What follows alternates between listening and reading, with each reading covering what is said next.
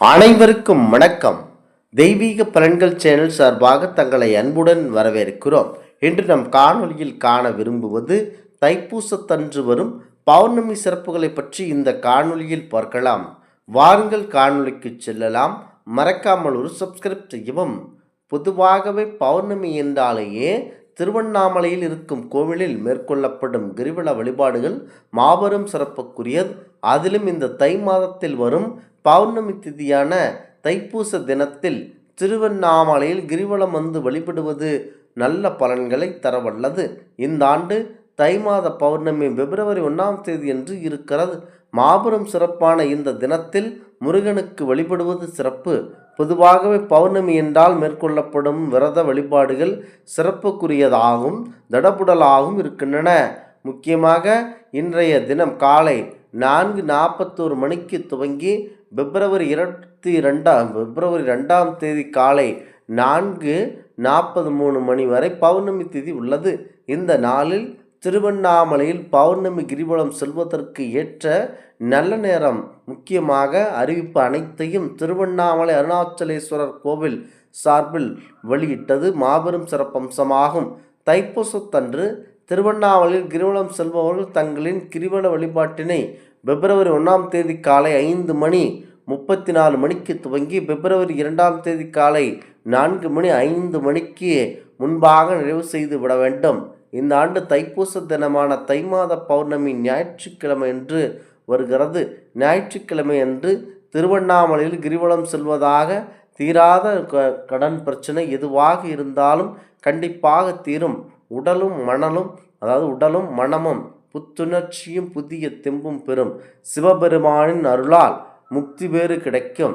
ஞாயிற்றுக்கிழமை என்பது சூரிய பகவானுக்குரிய நாள் என்பதனால் இந்த நாள் கிரிவலம் செல்வது நேர்மறை ஆற்றலை அதிகரித்து உயர் பதவிகளை பெற்றுத்தரும். வாழ்க்கையிலும் சரி ஆன்மீகத்திலும் சரி உயர்ந்த நிலையை அடைய வேண்டும் என நினைப்பவர்கள் இந்த நாளை தவற விடாமல் திருவண்ணாமலையில் கிரிவலம் சென்று வழிபடலாம். கிரிவலம் சென்றால் அனைவரும், முக்கியமாக எந்த ஒரு பிரச்சனையும் இல்லாமல் தவித்து கொண்டிருப்பவர்கள் முருகப்பெருமானை மனதில் நினைத்து கொண்டு வழிபட்டீர்கள் என்று சொன்னால் அனைத்தும் நல்லபடியாக நடைபெறும். தைப்பூசம் என்பது தை மாத பௌர்ணமி மற்றும் பூச நட்சத்திரம் இணையும் நாளில் ஆசுரர்களை அளிக்க பார்வதி தேவியிடமிருந்து முருகப்பெருமான் அவர்கள் ஞானவேல் பெற்று சூரபதுமனை வதம் செய்து வெற்றியை கொண்டாடும் திருவிழாவாகும். இது தீயவகளை அழித்து நல்லவை வெல்வதை குறிக்கிறது. மேலும் முருகப்பெருமான் ஞானத்தையும் பக்தியும் அருளும் நாளாகவும் காவடி எடுத்து முருகப்பெருமானை வழிபடும் முக்கிய நாளாகவும் இது கருதப்படுகிறது. முக்கியமாக வள்ளியை மணந்த நாளும் இந்த நாளாகும்.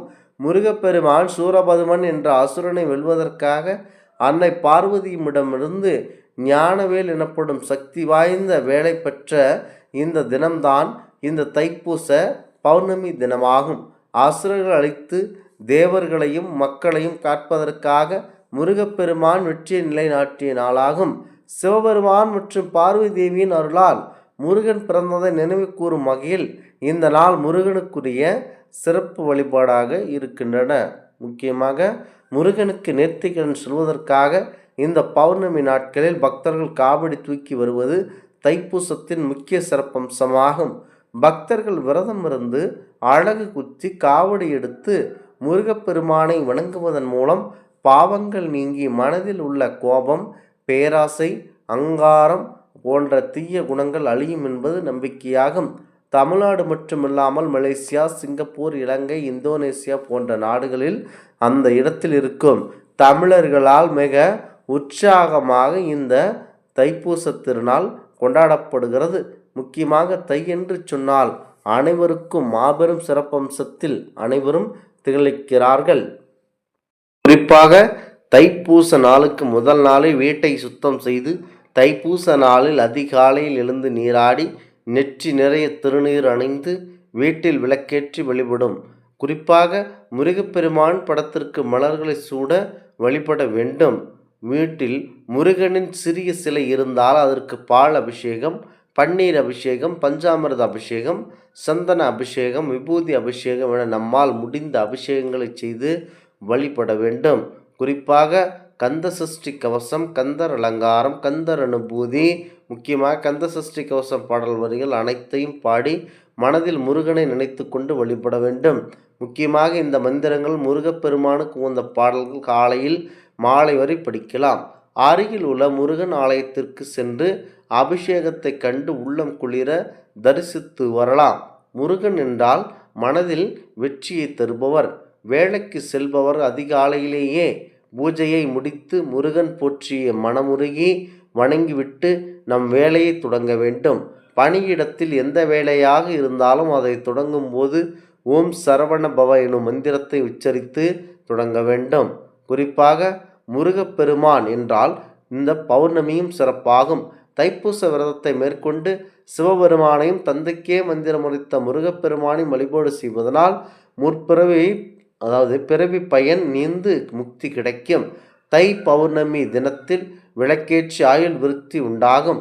சிவ ஆலயங்களுக்கும் மற்றும் முருகப்பெருமான் குடிகொண்டிருக்கும் ஆலயங்களுக்கும் சென்று வர எல்லா துன்பங்களும் விலகி தன தானிய செல்வம் உண்டாகும். இந்த பௌர்ணமி திதியில் இவர்களை இவ்வாறு வழிபாடு செய்வதன் மூலம் முருகப்பெருமானை மனதில் நினைத்து கொண்டு வள்ளி பிராட்டியவர்கள் இந்த நாளில்தான் முருகனை திருமணம் செய்தார்கள். பல்வேறு விரத வழிபாடுகளை பின்பற்றி வரும் நாம் ஒவ்வொரு மாதம் பௌர்ணமி அமாவாசையில் விரதம் இருப்பதையும் பின்பற்றி வருகின்றனர். ஒவ்வொரு மாத பௌர்ணமி அமாவாசை மிக சிறப்பான அம்சங்களை நிறைந்ததாக உள்ளது. அதில் தை மாதத்தில் வரக்கூடிய பௌர்ணமி அமாவாசை இரு திதிகளும் மிக முக்கியமானது. தை மாதம் பௌர்ணமியோடு இணைந்து பெரும்பாலும் பூச நட்சத்திரம் கூடி வருவதனால் இது முருகப்பெருமானுக்கு உகந்த தைப்பூச திருநாளாக கொண்டாடப்படுகிறது. முக்கியமாக இந்த தைப்பூச நன்னாளில் முருகப்பெருமான் ஆலயத்தில் அறுபடை வீடுகளில் ஏதேனும் ஒரு வடை வீட்டில் இருக்கும் முருகப்பெருமானை மனதில் நினைத்து கொண்டு நேரில் சென்று தரிசித்து வர வேண்டும். இந்த ஆன்மீக தகவல் உங்களுக்கு பிடித்து இருந்தால் தெய்வீக பலன்கள் சேனலை கண்டிப்பாக சப்ஸ்கிரைப் செய்து கொள்ளவும். மீண்டும் ஒரு நல்லதொரு காணொளியில் உங்களை சந்திக்கிறோம். நன்றி, வணக்கம்.